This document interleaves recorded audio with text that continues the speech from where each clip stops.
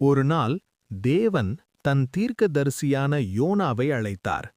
அவர் யோனாவிடம், நீ நினிவே நகரத்திற்குப் போய் அங்குள்ள மக்களின் பாவத்தைப் பற்றி அறிவி. அவர்கள் தங்கள் தீய வழிகளை விட்டுவிட வேண்டுமென்று சொல்லு என்று கட்டளையிட்டார். ஆனால் யோனா தேவனுடைய கட்டளையை கேட்க விரும்பவில்லை. அவர் நினிவே நகரத்திற்கு செல்லாமல் தேவனிடமிருந்து தப்பிக்க முயன்றார்.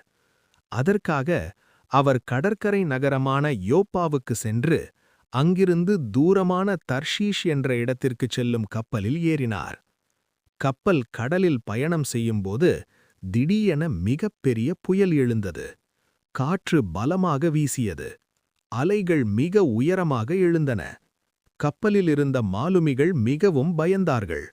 ஒவ்வொருவரும் தங்கள் தெய்வங்களை அழைத்து ஜெபித்தார்கள். ஆனால் யோனா மட்டும் கப்பலின் அடியில் தூங்கிக் கொண்டிருந்தார். கப்பல் தலைவர் அவரை எழுப்பி, நீயும் உன் தேவனை அழைத்து ஜெபி, இந்த புயல் ஏன் வந்தது என்று தெரியவில்லை என்றார். உண்மை வெளிப்படுகிறது.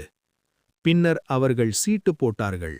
அந்த சீட்டு யோனாவை காட்டியது. அப்போது யோனா உண்மையை சொன்னார். நான் பரலோக தேவனிடமிருந்து ஓடிக்கொண்டிருக்கிறேன். இந்த புயல் என் காரணமாக வந்தது.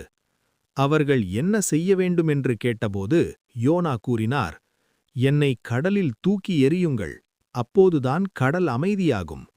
முதலில் அவர்கள் தயங்கினார்கள்.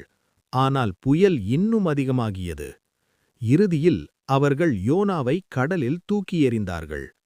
யோனா கடலில் விழுந்தவுடன் புயல் உடனே அமைதியாகியது. அப்போது தேவன் ஒரு பெரிய மீனை அனுப்பினார். அந்த மீன் யோனாவை விழுங்கியது. யோனா அந்த மீனின் வயிற்றுக்குள் 3 நாட்களும் 3 இரவுகளும் இருந்தார்.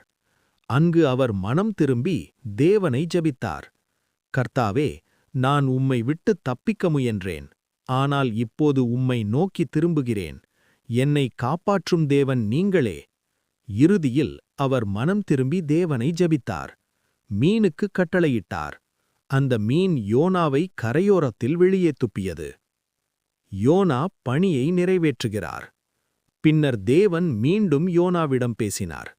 நினிவே நகரத்திற்குப் போய் நான் சொல்வதை அறிவி.